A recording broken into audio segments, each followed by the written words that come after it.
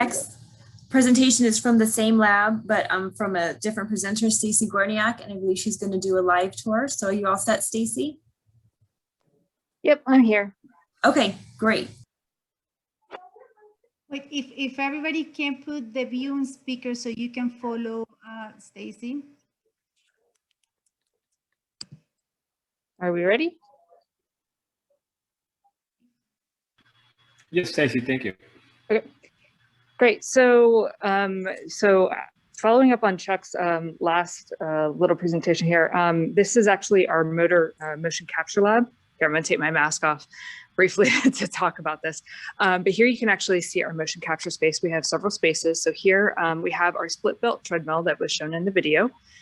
This treadmill actually does do incline, so we actually can independently raise the pieces of the treadmill. You can see that the treadmill is underneath a body weight structure system that can levitate or basically suspend an individual in space. We also have our 12 camera Bicon system. Here we are right through here. There's a metabolic cart. Over here in this space, we can do full metabolic testing.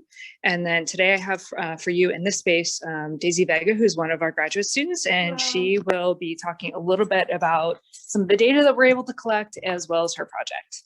Yeah, so here I have an example of an individual 3D in space. So we place these reflective markers on individuals and you place them anywhere on their body. The cameras are near infrared cameras, so they're able to pick up these markers.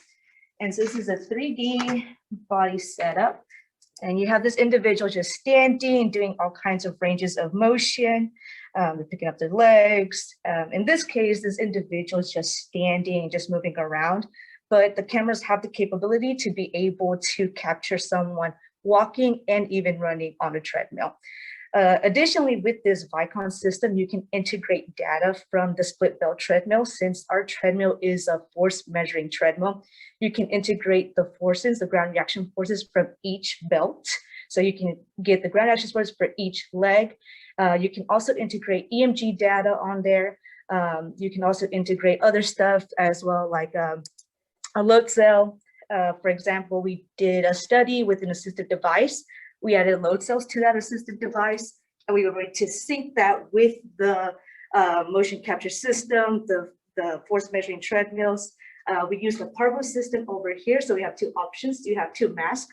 You can put a mask over the mouth, or you can put a mouthpiece inside, and that's able to measure the rates of oxygen consumption, carbon dioxide production. So you're able to measure metabolic rate, VO2 max, RAR, so your respiratory exchange ratio, all these other stuff.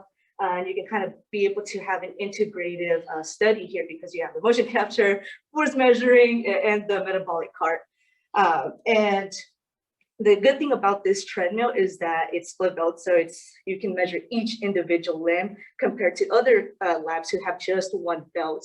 So you're able really to benefit from measuring individual forces on each leg. And then we actually upgraded from a 12 camera system to a 16 camera system. So it's definitely even better for able to capture these markers when you're running. Okay, thank you so much, Daisy. Yep, thank welcome. you. All right, so here we're actually going to move down back to our space and go to our second space here at CMBR. It's just down the hallway in Health 2. I apologize for the short delay, but here's our second room. And so once again, this room was also showed in the video, and here you can see an array of items that we have. We have different postural testing items. This is Dr. Bom Chan Lee's device from Korea. We have an AlterG treadmill, which uses air to suspend individuals to mimic anti-gravity once again. We also have a classic Biodex system here to do force and torque testing isometrically. We also have, here's the Neurocom. We are going to be replacing this device soon with a updated Burtech device, exoskeleton, which is all known from Dr. Contreras et al. Force plates, another treadmill here. This one is a developmental treadmill, I believe from South Korea once again. And then additional items include warm-up treadmills, storage. In some cases, we have an electronic bench. We also have entire cabinets full of wearables, some that were demonstrated in the prior video, and biohazard space that currently has a neuroimaging setup on loan from the departments of psychology, as well as the College of Technology, Dr. Polanini's lab. Today, we have for you a student, Hidetaka Habino. Hello, everyone. And he's going to do some demonstrations of some items that we have here in the laboratory. A little bit more, it looks like clinical testing evaluation. Yes, exactly. So you're gonna have to speak up. Okay. Yeah. So aside from all the laboratory equipment that Dr. Gorniak introduced, we also use clinical equipment in order to evaluate, for example, patient sensory motor functions. So over here, we have 9-hole peg test. This is very common clinical test to evaluate fine motor skills. And over here, we have this Simmons-Weinstein monofilament test. This test is they are like a very fine filaments on the tip of the device. And what you do is you tap patient's fingertip while their eyes are closed, and then you're gonna see if they can register the stimulation.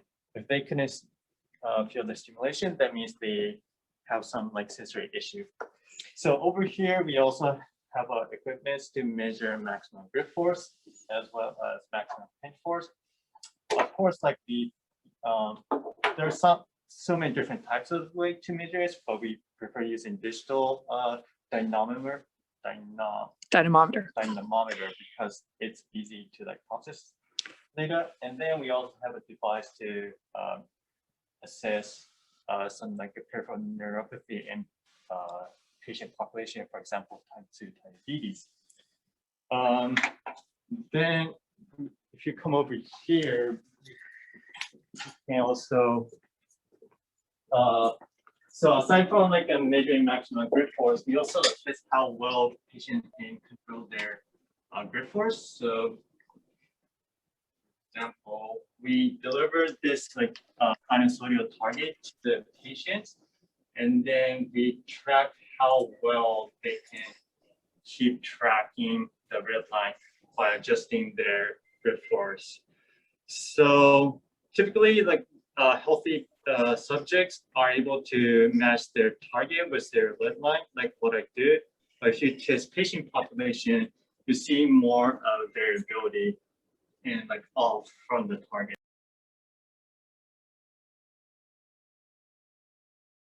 All right, thank you.